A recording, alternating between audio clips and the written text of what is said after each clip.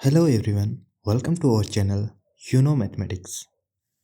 आज की इस वीडियो में हम सेशन 8 दिसंबर 2025 में आई हुई लीनियर अलजेब्रा की एक इंपॉर्टेंट प्रॉब्लम को सॉल्व करने वाले हैं और ये भी देखेंगे कि आप एग्ज़ाम के दौरान इस पर्टिकुलर क्वेश्चन को किस तरीके से सोच सकते थे, किस तरीके से आप जॉर्डन कैनोनिकल फॉर्म का यूज़ करके एक बेटर काउंटर एग्जाम्पल ढूंढ सकते थे जिससे आप इस क्वेश्चन को कम से कम समय में सॉल्व कर सकते थे। इसमें हमें दो मैट्रिसेस और अन गिवन हैं जो इस पर्टिकुलर कंडीशन को सेटिस्फाई करती हैं for all k between 1 and 3। Trace of matrices raise to power k equal to trace of matrix अन raise to power k for all k between 1 and 3। फिर हमसे पूछा गया था कि इनमें से कौन सी स्टेटमेंट्स नेसेसरली ट्रू होंगी। क्या मैट्रिक्स स्क्वायर अनस्क्वायर के इक्वल होगी? क्या मैट्रिक्स क्यूब अनक्यूब के इक्वल होगी? क्या दोनों मैट्रिसेस का कैरेक्टरिस्टिक पॉलिनोमियल सेम होगा?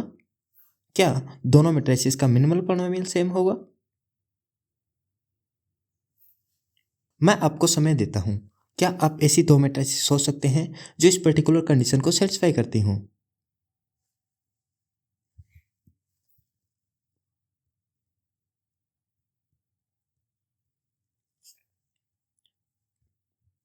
हम कोई भी दो रैंडम मैट्रिसेस को सोचकर ये उम्मीद नहीं कर सकते कि वो दोनों इस पर्टिकुलर कंडीशन को सेटिस्फाई करती होंगी।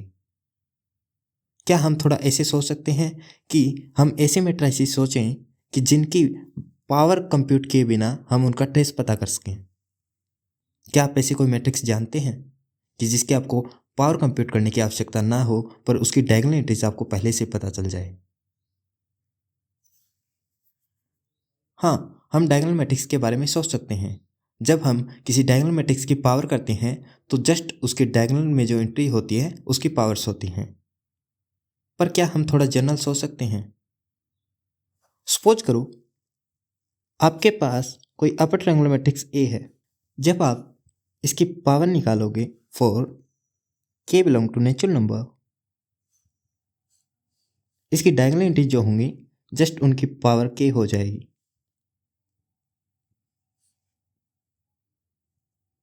और ये भी एक अपर ट्रायंगुलर मैट्रिक्स होगी और इन एंट्रीज का हमें नहीं पता होगा क्योंकि जस्ट हमें ट्रेस की आवश्यकता है, जस्ट हमें डायगोनल एंट्रीज की आवश्यकता है।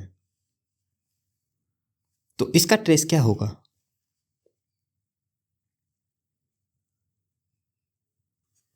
क्योंकि हमें ऐसी दो मैट्रिसेस सोचनी है जो इस पर्टिकुलर कंडीशन को सेटिस्फाई करती हों। क्योंकि हमें दो मैट्रिसेस ऐसी सोचनी है जो इस पर्टिकुलर कंडीशन को सेटिस्फाई करती हों, तो हम थोड़ा सा स्मार्टली सोच सकते हैं।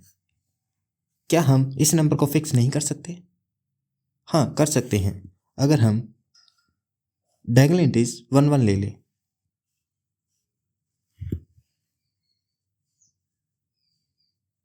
तो यहाँ भी हमारी डायगोनल एंट्रीज 1 1 होगी। फिर किसी भी पावर के लिए इसका ट्रेस 3 हो जाएगा।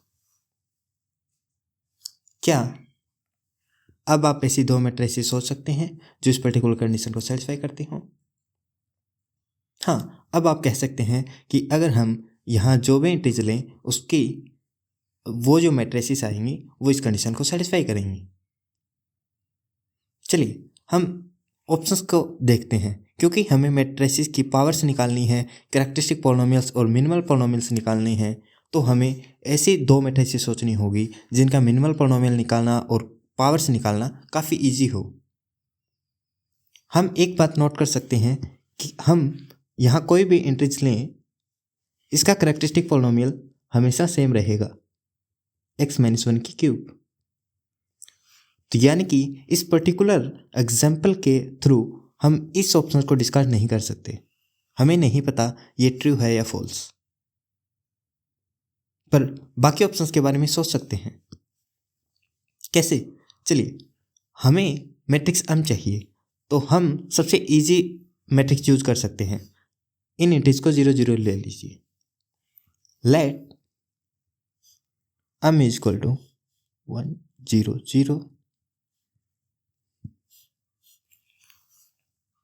विच is equal to an identity matrix. अब आप स्क्वायर और क्यूब इजीली फाइंड कर सकते हैं, क्योंकि आइडेंटिटी मैट्रिक्स की कुछ भी पावर करते हैं वो हमेशा आइडेंटिटी मैट्रिक्स ही होती है। चलिए मैं आपसे पूछता हूँ इसका मिनिमल पोलिनोमियल क्या होगा। आप कहेंगे x-1। अगर आप नोट करेंगे तो यहाँ कुछ भी इंटरचेंज करोगे तो जो मैट्रिक्स आएगी उसका मिनिमल पोलिनोमियल होने की क्या क्या पॉसिबिलिटीज़ हैं।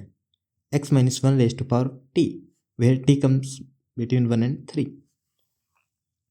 क्योंकि हमें पता है कि जो करैक्टरिस्टिक पोलिनोमियल और मिनिमल पोलिनोमियल में फैक्टर्स होते हैं वो दोनों में सेम होते हैं, और मिनिमल पोलिनोमियल हमेशा करैक्टरिस्टिक पोलिनोमियल को डिवाइड करता है। तो किसी भी इस टाइप के मैट्रिक्स के लिए मिनिमल पोलिनोमियल यही पॉसिबल है। चलिए मैं आपसे पूछता हूँ, क्या आप ऐसे मैट्रिक्स n सोच सकते हैं जिसका minimal polynomial x-1 to power 2 हो।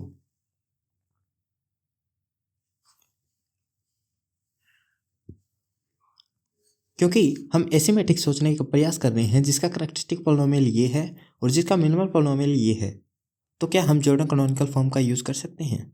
हाँ, क्योंकि x-1 जो फैक्टर है उसकी हाईएस्ट पावर 2 है, तो इस मैट्रिक्स में बेसिक जॉर्डन ब्लॉक होगा वो 2x2 का होगा।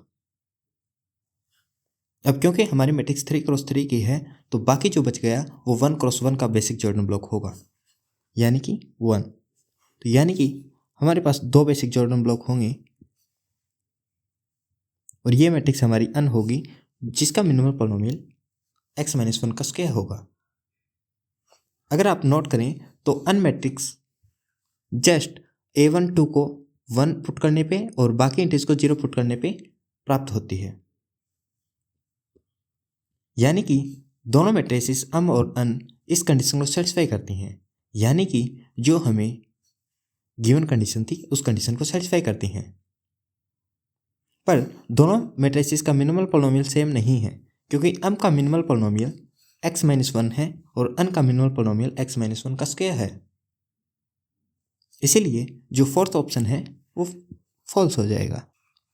अब क्योंकि m स्क्वायर और m क्यूब आइडेंटिटी मैट्रिक्स हैं तो हम चेक करते हैं, वेरीफाई कर सकते हैं कि n स्क्वायर और n क्यूब क्या आइडेंटिटी मैट्रिक्स के इक्वल है।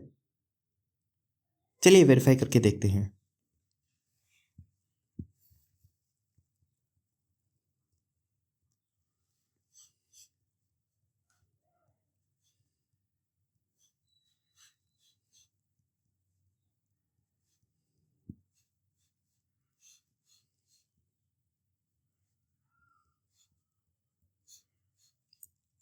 हमारी matrix n square identity matrix के इक्वल नहीं है, यानी कि हमारी matrix n square m square के इक्वल नहीं है, यानी option first is also incorrect.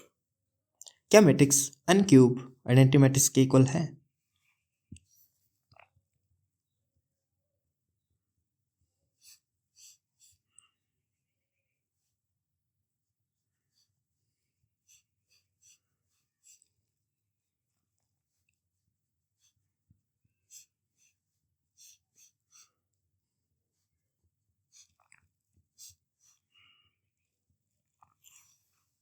क्योंकि हमारी मैट्रिक्स n क्यूब भी आइडेंटिटी मैट्रिक्स के इक्वल नहीं है, that is m cube not equal to n cube, and therefore second option is also incorrect.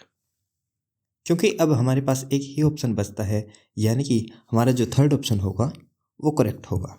उम्मीद है आपको ये सॉल्यूशन पसंद आया होगा कि आप किस तरीके से एग्ज़ाम के दौरान इस क्वेश्चन को सोच सकते थे और किस तरीके से जॉर्डन कैनोनिकल फॉर्म का यूज़ करके आप कम से कम समय में इस क्वेश्चन को सॉल्व कर सकते थे।